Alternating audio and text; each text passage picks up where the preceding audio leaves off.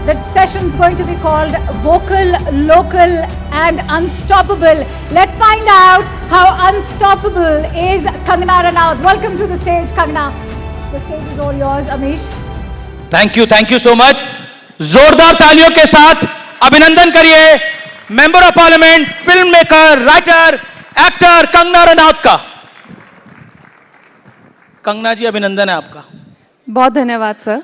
Thank you for this very exciting and very kind introduction. Good evening everyone. तो सभी सवाल पूछ सकता हूं मैं, मतलब आज खुलकर धुरंधर तरीके से. आपको किसी की परमिशन की जरूरत है? I don't think so. देखिए, आप देश की राइजिंग पॉलिटिशियन हैं, वेल एस्टैब्लिश्ड एक्ट्रेस हैं. आपका राइजिंग भारत समिट में एक बार फिर स्वागत है. आप एक बार पहले भी आई थी, तब आप मेंबर ऑफ पार्लियामेंट नहीं थी, एक्ट्रेस थी. तो कैसा महसूस हो रहा है राइजिंग के मंच पर, न्यूज 18 नेटवर्क पर दोबारा आकर? मुझे बहुत अच्छा लग रहा है, क्योंकि राइजिंग भारत, राइजिंग इंडिया से, आपने जब मैं पिछली बार आई थी तो राइजिंग इंडिया था, अब राइजिंग भारत है जी. तो हम तो हिंदी भाषी है और हिंदी को लेकर हमेशा से ही बहुत हम लोगों का एक भावना अलग जुड़ी है.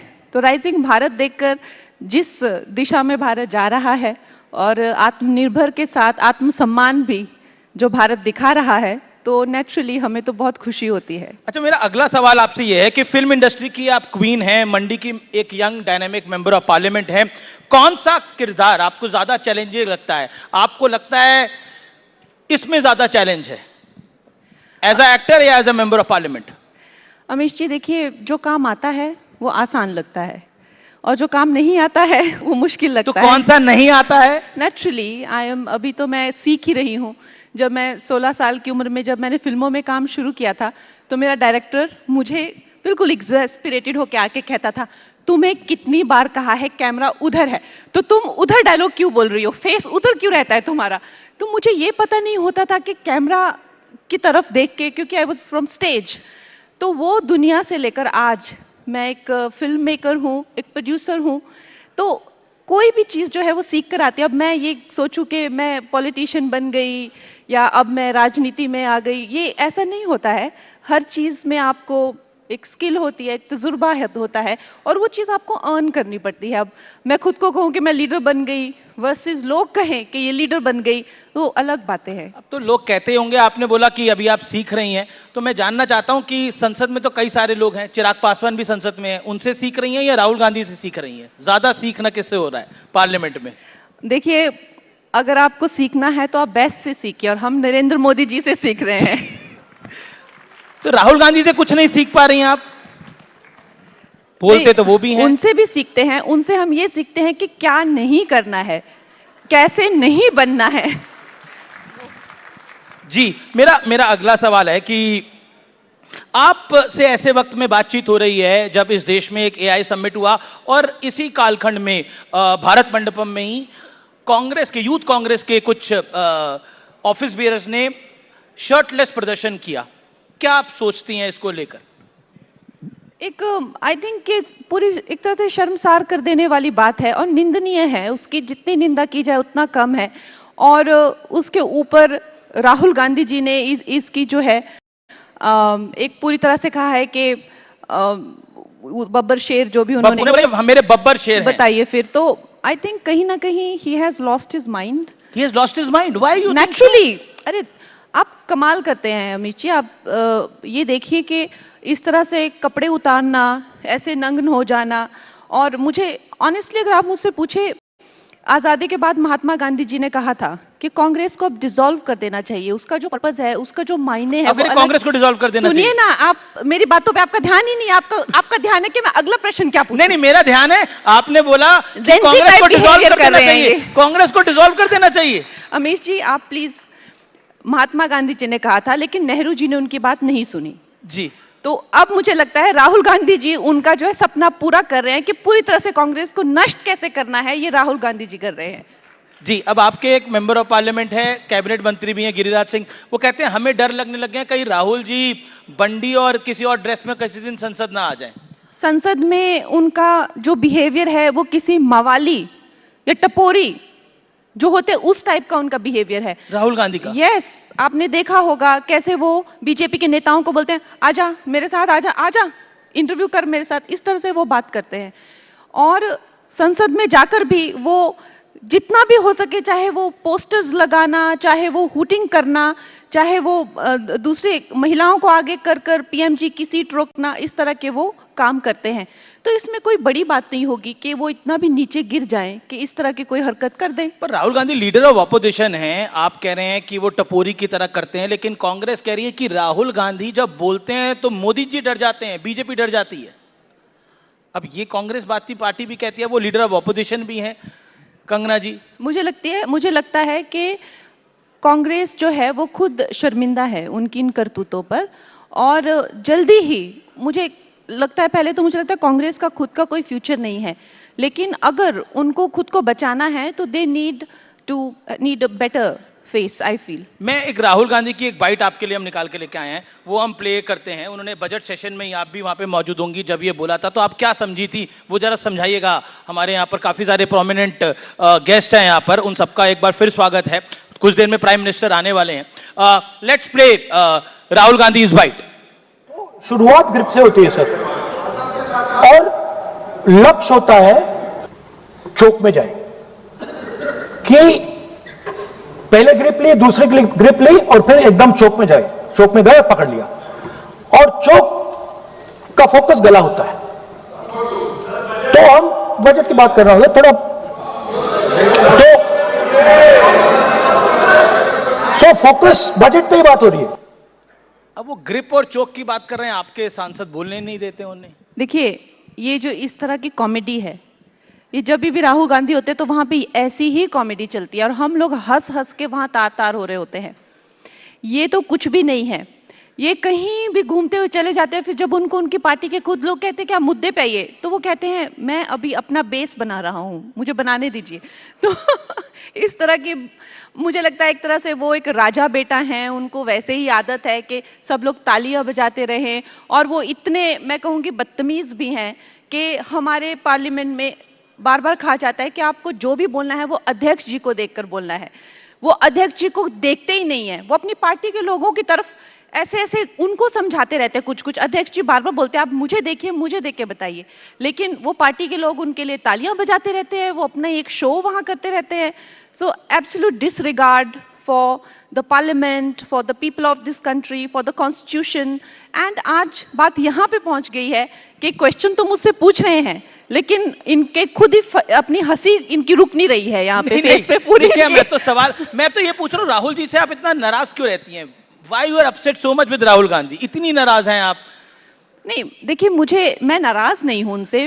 I mean, अगर मैं राजनीति के, उन्हें टपोरी कह रही हैं, उन्हें कॉमेडी कह रही हैं, उन्हें सीरियस टेस्ट नहीं ले रही, आप कह रही हैं मैं नाराज नहीं हूं राहुल गांधी से। नहीं, राहुल गांधी तो मोहब्बत की दुकान खोल के बैठे हैं। आई थिंक राहुल गांधी जो हैं वो इस देश के लिए बहुत बड़ा खतरा है, क्योंकि वो बेवकूफ हैं, वो तो हैं ही, क्योंकि वो बाहर जाकर हमारे देश के बारे में, हमारे देश की डेमोक्रेसी के बारे में जिस तरह की बातें करते हैं, जिस तरह से वो इंटरनेशनली भी हमारे देश को, हमारे इकोनॉमी को सबोटाज करने की कोशिश करते हैं, जिस तरह से वो ऐसी ऐसी शक्तियों के हाथों एक कठपुतली बन गए हैं जो कि हमारे देश को तबाह करना चाहते हैं, तो कॉमेडी या इस तरह की बात अलग होती है। लेकिन जितना लो आईक्यू है और जितना लो उनका सेल्फ एस्टीम, या ये भी कह लीजिए, आप देख सकते हैं किस तरह के वो, उनको कैप्चर कर लिया गया है, and he is a very big threat right now. तो obviously as a, not just, I mean, I don't consider myself some big ज्ञानी of politics, but just as an Indian, I feel कि even in the opposition we deserve better. This जी, yeah. सुनने में आ रहा है आप Hollywood जा रही हैं, आप, ये सही है क्या? See, I have some offers, लेकिन depending on my time and inclination, we'll take a call. जी, हाल ही में काफी सारी फिल्में आई हैं जिनको लेकर बड़ा विरोध शुरू हो जाता है। कश्मीर फाइल्स आई, उसको एजेंडा फिल्म कहा गया। धुरंधर आई, उसको कहा गया कि उसमें बहुत वायलेंस है। आपकी इमरजेंसी आई, उसको लेकर बहुत सारी बातें हुई। क्या कहना चाहती हैं आप उसको लेकर? देखिए, फिल्में जो हैं उनका मूलतः उनका ये इस तरह का ही चाहे आर्ट का कोई भी वर्क हो, चाहे बुक्स हो, चाहे फिल्म्स हो, एक संवाद तो सोसाइटी में होना चाहिए और स्ट्रॉन्ग रिएक्शंस भी होनी चाहिए। तो मैं नहीं देखती कि कंप्लीटली गलत है, लेकिन सिर्फ उनको जो है एक तरह से बैन कर देना, बॉयकॉट कर देना, उनको डिसमिस कर देना, उनको किसी तरीके से जो है वो एक समीक्षा होती है और एक बिल्कुल जो है आलोचना होती है। समीक्षा अलग है और आलोचना अलग है। तो मुझे लगता है कि इतने बड़े लेवल पे ये फिल्में चलती हैं, उनको दर्शक भी सराहते हैं, और फिर उनकी इस तरह से to be dismissive of them and to discredit them, ये बहुत गलत है। और मैं ऐसे चाहूँगी कि इस तरह का माहौल जो है, इतना बिटरनेस ना आए, जो कि मैंने भी फेस की है। मैंने तो काफ़ी वोकली जो है इसके बारे में बात भी की है, but I feel that art को आर्ट की तरह होना चाहिए, लेकिन इस तरह की स्ट्रॉन्ग रिएक्शंस भी आनी चाहिए ताकि लोगों को पता चले, हमारी जो पीढ़ियां हैं वो समझें कि ये दिस इज व्हाट वर्सेस ये क्या, जो भी आपने फिल्मों का नाम लिया, चाहे वो धुरंधर हो, चाहे वो जी मणिकर्णिका हो, या चाहे वो चावा Emergency हो, हो, जी। ये सब फिल्में जो हैं वो एक नेशनलिज्म को दर्शाती है। और दूसरा जो है एक अलग तरह की अप्रोच है लाइफ को। एक थप्पड़ एक गाल पे पड़ा तो दूसरा गाल आगे करो। एक अप्रोच है कि एक थप्पड़ मारोगे तो तुम्हारा जबड़ा तोड़ देंगे। तो it should be discussed in society and it's okay to discuss things and to evaluate, there is nothing wrong. लेकिन किसी को बिल्कुल डाउन राइट जो है डिस्क्रेडिट कर देना, डिस्कार्ड कर देना, दैट इज नॉट गुड। जी बिल्कुल। आखिरी सवाल है, आपका अच्छा दोस्त कौन है? फोटो आएंगी, सलमान खान, शाहरुख खान या आमिर खान? ये मेरे दोस्त कब से बन गए। फिर भी इनमें से ज्यादा पसंद कौन है? आई थिंक मुझे actually I think Salman is quite cool. जी, अगला देख लेते हैं। बेहतर प्रधानमंत्री कौन है? अटल बिहारी वाजपेयी, डॉक्टर मनमोहन सिंह या नरेंद्र मोदी? Choose one. प्रधानमंत्री नरेंद्र मोदी जी। प्रधानमंत्री नरेंद्र मोदी। बेहतर विपक्षी नेता कौन है? राहुल गांधी, अखिलेश यादव या Mamata Banerjee? I think an opponent should be good. I think Mamata Banerjee is a good opponent. जी, शानदार एक्ट्रेस कौन है? जानवी कपूर, अनन्या पांडे या सारा अली खान? आपकी सभी फेवरेट हैं। Let's go with Ananya Pandey. Okay. बेहतर फिल्म मेकर कौन है? This is a very good one. Anurag Kashyap ji, Karan Johar या आदित्य चोपड़ा? मेरी जो फिल्म मेकिंग के लिए जो लाइकिंग है और एक्टिंग के लिए जो लाइकिंग है, वो मतलब मेरे स्टैंडर्ड्स इतने लो नहीं हैं जितने आपके हैं। क्योंकि लिस्ट में कम से कम एक लिस्ट तो अच्छी बनानी थी। मैंने तो सब टॉप डायरेक्टर्स को लिया है। चलिए, आपने राइजिंग के मंच पर आई, आपने हमें इतना समय दिया, इसके लिए आपका बहुत बहुत धन्यवाद। Thank you so much. जोरदार तालियां कंगना रनौत जी के लिए।